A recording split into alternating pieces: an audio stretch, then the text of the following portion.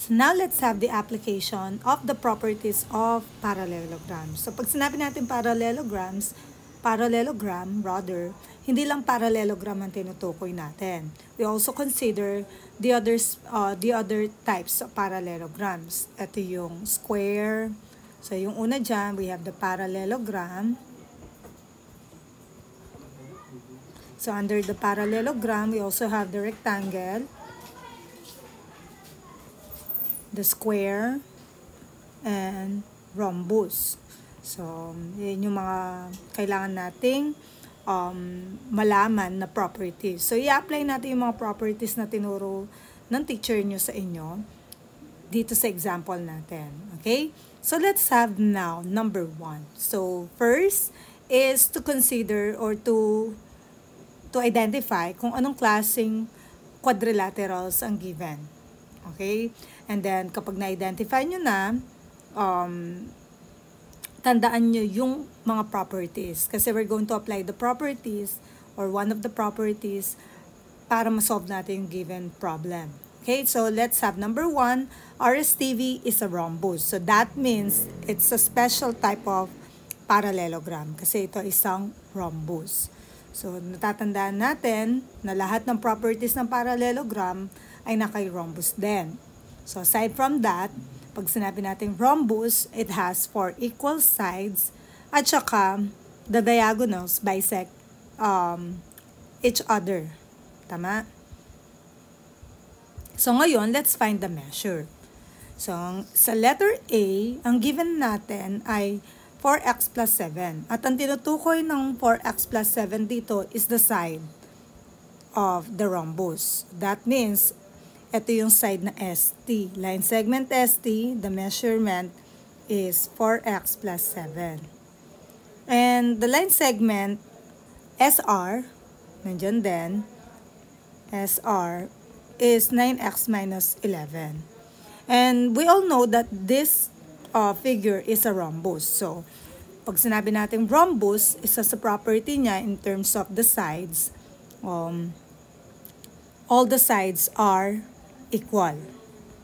So, ang property nito, na rhombus na to, all sides are equal in or congruent in a rhombus.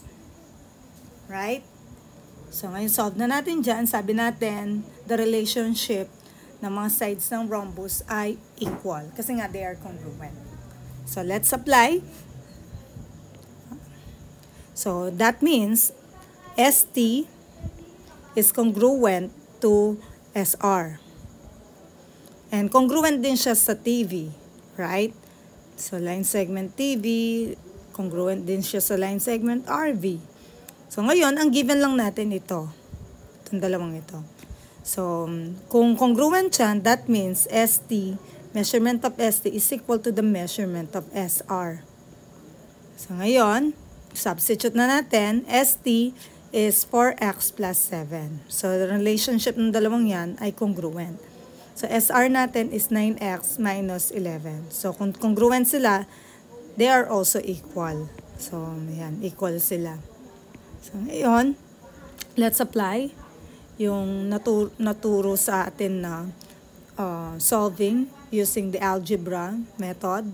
So, we have, pwede bang, ayan, transpose ko na lang to, yung 9x. So, 4x minus 9x, and then transpose natin yung 7 equals negative 11 minus 7. So, we have negative 5x is equal to negative 18. Right? So, we have, divide natin to, negative 5, negative 5. So, x is equal to 18 over 5. Hindi na natin kukunin yung decimal niyan kasi value lang ng x yung na-solve natin. So, kunin natin yung measurement ng side. Okay, let's solve for the side. So, solve natin kahit alin sa dalawang yan. So, let's solve yung ST. ST is 4x plus 7. So, 4, substitute natin yung value ng x which is 18 over 5 plus 7. So, 4 times 18. So, yung sagot natin doon, pwede kayong Solve manually. So we have 72 over 5 plus 7. Then 5. So 72 plus 35. Then we have 72 plus 35, we have 107 over 35. So kung gusto nyo kunin yung decimal niyan, we have ST measures 107 divided by 35. The answer is 3.06.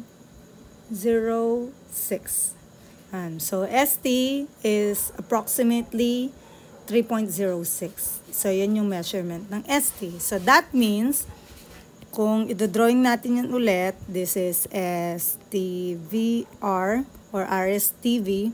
That means, ang measurement ng bawat sides, it's approximately 3.06. Yan. Kasi lahat yan ay equal. So, ganun lang yan. Okay? So, there are times na makakakuha talaga kayo ng fraction or decimal. No? Hindi lang puro whole number. Okay. Next, let's have letter B. So, ang given natin dito is still, it's a rhombus. So, ang hinahanap natin is, first is the value of y and yung mga measurement na pinapahanap dyan. Like, for example, yan, measurement ng angle. So, ang tinutukoy natin dito is angle. Okay, mga angles pala. So, angle, ha? Focus tayo niyan sa mga angles na properties ng rhombus. So, let's begin. So, since dalawa yung angle natin dyan, tingnan natin kung alin dyan yung mas madaling isolve. So, ngayon, check natin. Madali bang isolve itong SWT? Pag sinabi kong SWT, ito yon. Yan, SWT. Yan. Okay? So, yung angle SWT na yan, kasi tingnan natin yung angle TSV. Wala naman ibang given na pwede nating ma-apply.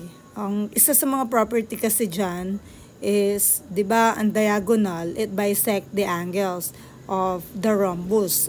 So, pag sinabi natin it bisect the angles of the rhombus, that means mahati yung angle na yun into two congruent parts.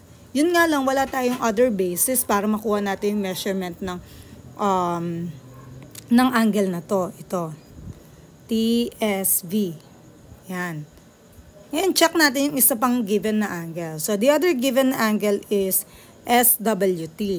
So, sabi naman dyan, if we have the diagonals, meron tayong diagonals of a rhombus. The diagonals of a rhombus are perpendicular. Diba? Ulitin ko, isa sa mga properties niyan ng rhombus, the diagonals of a rhombus are perpendicular. Pag sinabi nating perpendicular, that means those lines produce a 90-degree angle. Tama? So, kung ito yung ano natin, this is SWT and this is T. So, kung ito, given yan, sabi natin perpendicular yung dalawang lines na yan, that means this is a 90-degree angle. Tama? So, SWT is equal to 90-degree angle. Kasi nga perpendicular. So, it's a right angle. So, pwede ba natin yung maging basis para ma-solve natin yung value ng y? Kasi ang kailangan nating ma-solve dito ay value ng y. Para malaman natin yung measurement din ng angle na to. Yung red. Okay? Kasi y din ang ginamit na variable for that. So, kapag nakuha na natin yung value ng y, then masosolve na natin yung value ng, o yung angle ng TSV or VST. Right? So, ngayon, focus tayo dito. Dito sa diagonal. So, let's solve. So, ito yan. The diagonals of a rhombus are perpendicular. So, that means, angle SWT is equal to 90 degrees. At yung angle SWT na yon ay given siya in an algebraic expression. And that is 2y plus 10 is equal to 90 degrees, right? So, solve na natin yan. Tanggalin muna natin yung degree. So, solve natin yan. Isa lang yung variable, kaya mas madaling isolve to. So, we have 2y is equal to, transpose natin yung 10, magiging 90 minus 10. Then, 2y is equal to 80. So, divide both sides by 2, y is 40. So, that means nakuha na natin yan. Alam na natin yung SWT, angle SWT. That is right angle. And that is equal to 90 degrees. So, ang goal lang natin dyan, masolve natin yung value ng y. Para mahanap natin yung angle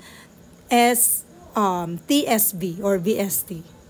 Okay, so since alam na natin yung value ng y, pwede na tayong mag-proceed sa angle VST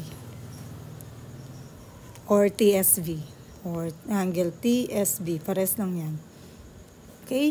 So, sabi natin, TSB, ang y natin is, ang algebraic expression natin for this angle is, anong measurement? Y plus 2. Y plus 2.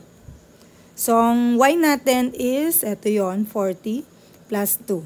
So, angle VST, the measurement of angle VST is 42. So, that means, measurement nito is 42. So, kung ito-drawing natin yan, ay, ganyan ba yung drawing? Baligtad. Baligtad pala yung drawing ko. Yan. RSVT. Tama ba? Ay, RSTV pala. Sorry. Yan. TV. Tapos may diagonal tayo dalawa dyan. Ito ay W. So, 90 degree na yan. And this is 2y plus 10. So, kung itong measurement na to, yung red na yan, yung angle na to, ang measurement niya ay 42 degrees. Okay? Tapos ito yung 90 degree. Ang given lang dito is algebraic. Pero alam natin na that is 90 degree angle. Okay? So, ngayon, kung gusto naman nating hanapin yung measurement na to, kunyari, pinapahanap. Example lang ha. Pinapahanap yung measurement ng angle VSR or RSV. So, ano measurement niya? Alam na natin na 42 degrees yan. So, balikan natin yung property ng paralelo, ng rhombus. Sabi dyan, the diagonals of a rhombus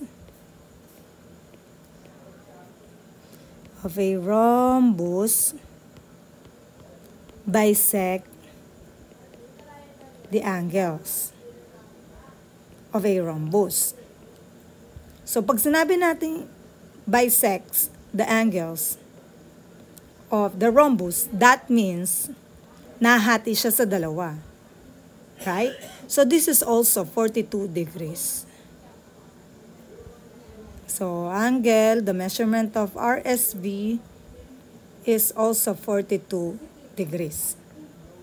What if kung pinapahanap naman yung angle TSR? So, kung hanapin natin yon, same property pa rin yung gagamitin natin, mag-a-add lang tayo or times 2 lang. So, measurement ng angle TSR, times 2 mo lang yan. 2 times 42. Okay, 4. So, that is 84. So, measurement niyan is 84 degrees. Yan. Ganyan lang siya nun.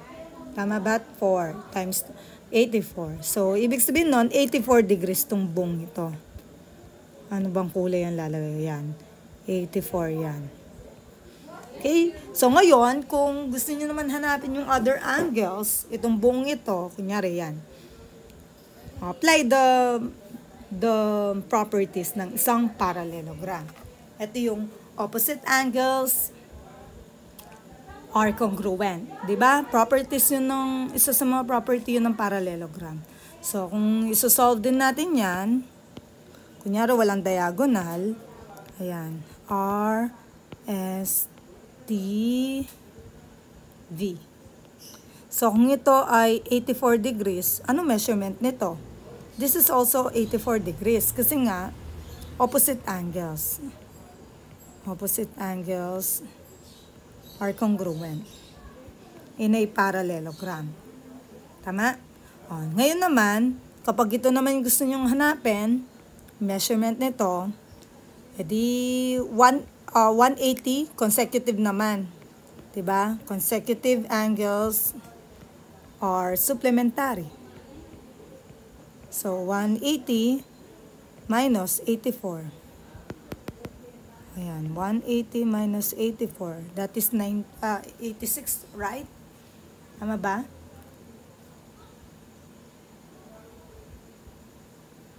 Or 96. So, this is 96 degrees. Ayan, 96 degrees din to kasi opposite angles. So, ganun lang siya nun. Okay? So, ngayon, kung hatiin yung mga yan, dahil nga may diagonal, hatiin nyo na lang siya into two congruent parts. Ganun lang siya nun. Okay? So, that's it for the rhombus.